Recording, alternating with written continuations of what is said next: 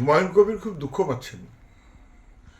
উনি নাকি নতুন দল করবেন, তার স্থান, সময় ইত্যাদি ইত্যাদি নির্দিষ্ট করেছেন। যা ঘোষণা করেছিলেন সেটা হচ্ছে না, কেননা উনি বহরমপুর টেক্সটাইল মোড় না কোথায় কি করতে চাইছেন একটা গ্রাউন্ডে, সেটা পুলিশ পারমিশন দিচ্ছে না।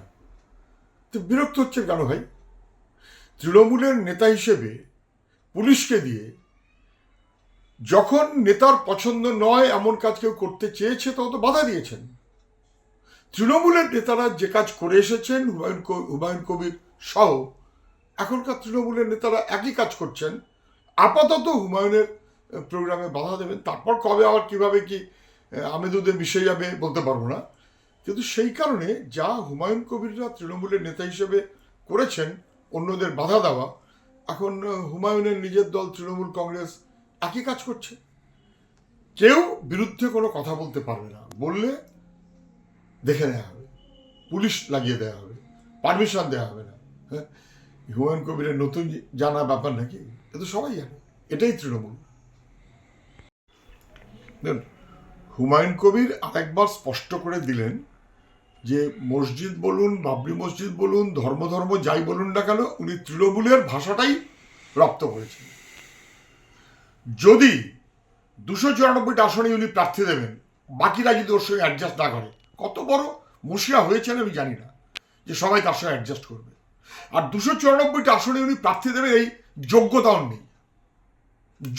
নেই, উনি 294টা আসনে প্রার্থী দেবেন, কেউ যদি বাধা দেয় থানার ইট খুলে নিয়ে আসবেন, ওটা পারবেন, থানার ইট খুলে নিয়ে আসতে পারবেন।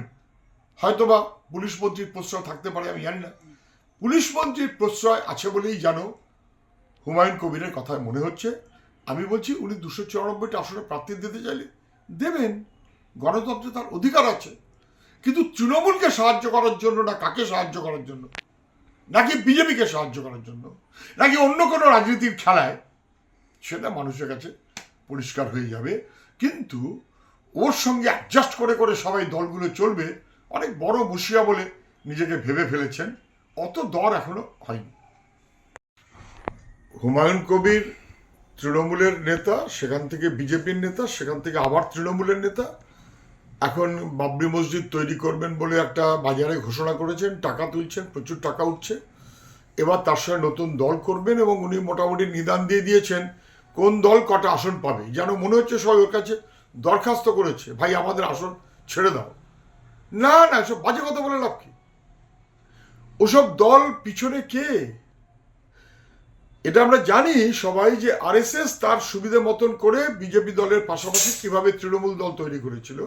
এখন এই হুমায়ুন কবির দল তৈরি করবেন, তার পিছনে কে? কার স্বার্থ রক্ষা করার জন্য?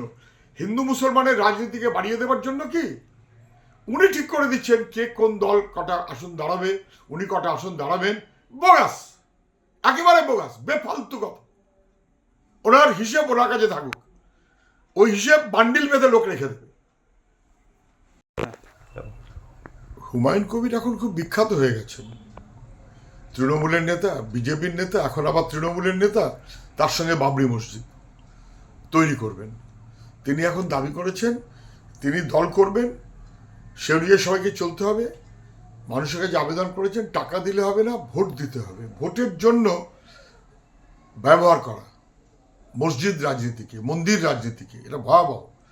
বাবরি মসজিদ করছে, অতএব ভোট দিতে হবে। আমি বলছি খুবই দুর্ভাগ্যজনক।